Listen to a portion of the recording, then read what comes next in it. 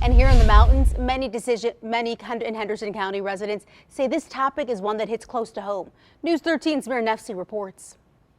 Hundreds turning out here in Hendersonville for the Ban Off Our Bodies rallies. Many passerbys honking in solidarity with the men and women out here making their voices heard, but not all showing up in support of a woman's right to choose. Well, I mean, obviously I'm too old to have it matter for me, but it sure matters for my granddaughter. A loud and energetic crowd showing up to support a woman's right to choose. And I fought all through the 60s for women's rights. I worked for Planned Parenthood.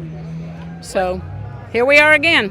Nationally, protests have erupted in the wake of a leaked draft opinion that suggests the Supreme Court is posed to strike down the landmark case Roe v. Wade, which ensures access to abortions. We're here to focus on women's rights and our right to privacy. It's a constitutional right. Among the signs and cheers, you'll find Joan Lassican carrying a dark reminder of back alley abortions. My own aunt remained childless because she had a back alley abortion. How do you know how to get an abortion when it's illegal?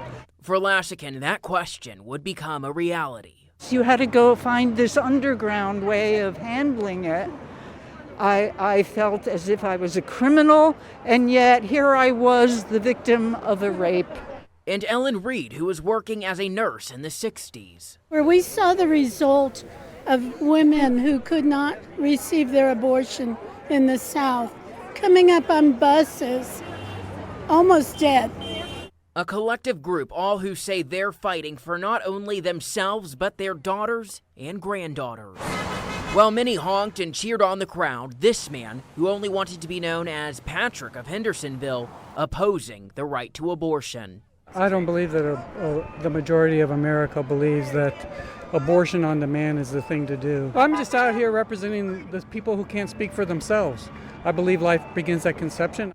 As he stands in front of the rally with a sign that reads, "Abortion is murder," a crowd of men and women fighting for the right to choose wages on. It moves me to tears. I'm just so upset that women who are my granddaughter's age might have to go through it, what I went through. And back here at home, several local demonstrations were also held in support of reproductive rights. News 13's Lauren Brigman takes us to a rally that happened this morning in downtown Asheville. Asheville Rally for Reproductive Rights kicked off Saturday morning in Pack Square Park with a crowd coming out to take part.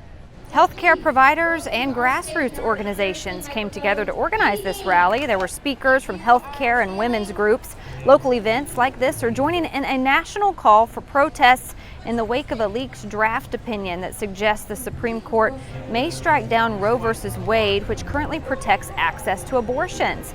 Those taking part in the weekend rally explain the message they hope to spread.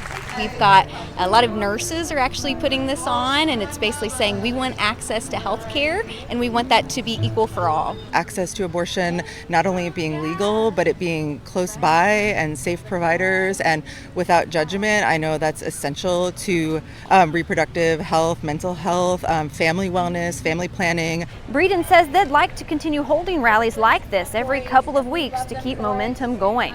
Rallies were also planned in counties including Haywood and Henderson County on Saturday. And back here at home, a new partnership between Airbnb and Visit North Carolina aims to boost tourism across the state. But as News 13's Hannah McKenzie reports, they're focusing on several key areas. The goal is to get people out of the city and off the grid. This year-long partnership focusing on rural areas to boost local economies. This true log cabin is tucked away just off the main highway in Maggie Valley. This place, honestly, is just the best kept secret of Western North Carolina.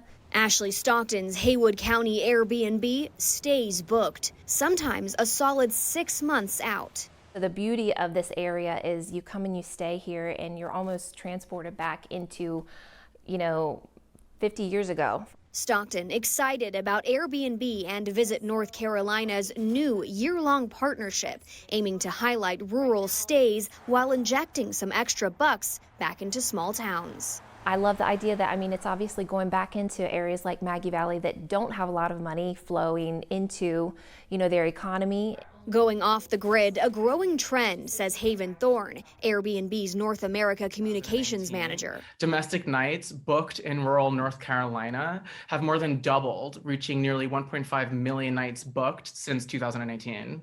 According to Thorne, the Dream Big in Small Town NC collaboration, a win-win for communities and Airbnb hosts. New hosts in North Carolina earned approximately $75 million just in 2021 alone. For Stockton, it's a double-edged sword. She doesn't want this hidden gem to lose its shine. It's a little scary because these places are so special because so many people don't know about them. Here in western North Carolina, 5 counties are being highlighted: Graham, Haywood, Madison, Mitchell, and Yancey. For more information, you can head to our website, WLOS.com.